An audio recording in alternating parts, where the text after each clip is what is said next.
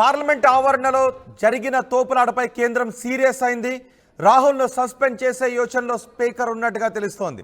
తోటి ఎంపీలపై దాడి చేసినందుకు స్పీకర్ ఓం బిర్లా ఆగ్రహాన్ని వ్యక్తం చేశారు.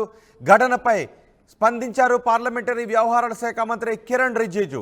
కాంగ్రెస్ ఎంపీలు వచ్చి దాడి చేసి 2 ఎంపీలను తోసేశారు అని కిరణ్ రిజిజు చెప్తున్నారు. ప్రతాప్ సారంగి, ముఖేష్ రాజ్పుత్లకు తీవ్ర గాయాలయ్యాయని రిజిజు చెప్తున్నారు. రాహుల్పై మేము తగిన చర్యలు తీసుకుంటామని రిజిజు చెప్తున్నారు.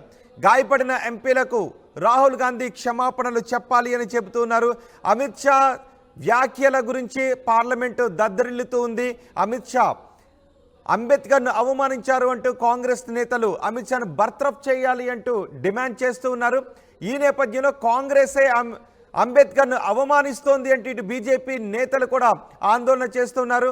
ఈ నేపథ్యంలో ఒక దశలో అక్కడ ఒక తోపులాట చోటు చేసుకుంది. గుమ్మం దగ్గర ఉండగా రాహుల్ గాంధీ ఒక ఎంపీని తోసేశారు. ఆ ఎంపీ వచ్చి నా పైన పడ్డారు అని గాయపడ్డ ఎంపీ చెబుతూ ఉన్నారు. గాయపడ్డ ఎంపీకి చికిత్స అందిస్తున్న 2 ఎంపీలు గాయపడ్డారు. ఇద్దరికి కూడా ముఖేష్ రాజ్పుత్, ప్రతాప్ చంద్ర సారంగి ఇద్దరు గాయపడ్డారు. ముఖేష్ రాజ్పుత్ అయితే స్పృహ కోల్పోయారు అని చెప్తున్నారు.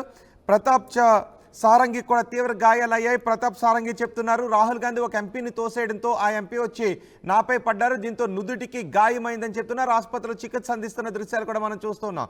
దీంతో రాహుల్ గాంధీపై చర్యలు తీసుకునే అవకాశాలు కనిపిస్తున్నాయి. మొదటి బాక్స్లో మనకి రాహుల్ గాంధీ కూడా కనిపిస్తున్నారు. సారంగికి చికిత్స అందిస్తున్న సమయంలో అక్కడికి రాహుల్ గాంధీ కూడా వచ్చారు. అయితే సారంగి చెప్తున్నారు రాహుల్ గాంధీ ఒక ఎంపీని తోసేయడం వల్లే ఈ విధమైనటువంటి ఘర్షణ చోటు చేసుకుంది. ఆ ఎంపీని తోసేయడం వల్ల ఆ ఎంపీ వచ్చి నాపై పడ్డారు, నాకు గాయమైందని చెప్తున్నారు. ముఖేష్ రాజ్పుత్ అయితే స్పృహ కోల్పోయారని చెప్తున్నారు. ఆయనకి చికిత్స అందించిన తర్వాత మళ్ళీ ఆయన స్పృహలోకి వచ్చారు అని చెప్తున్నారు.